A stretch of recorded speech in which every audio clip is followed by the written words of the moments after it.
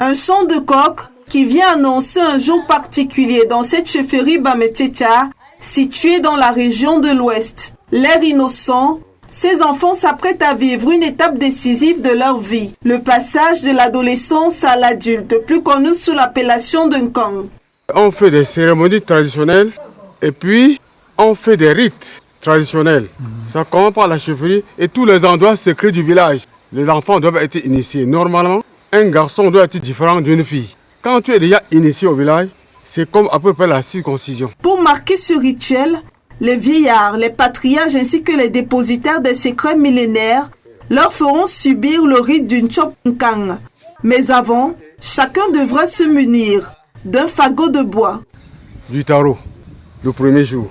Parce qu'on fait la sauce et le haricot sur place. On te donne de la sauce sur ton taro. Et il y a les affaires traditionnelles comme le feu, le vin de raffia pour finir. On met dans la bouille, on asperge sur vous. Tu rances d'abord les coris par terre, jusqu'à ce que ça donne. Si ça ne donne pas, on ne peut pas t'initier.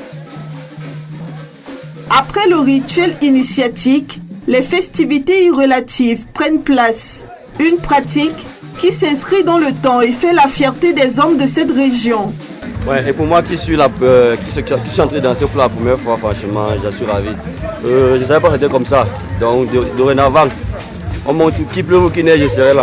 Ça a toujours été un plaisir pour moi d'assister à cette danse parce que ça me rappelle la culture de mon village, la culture de chez moi et puis je suis toujours ravi.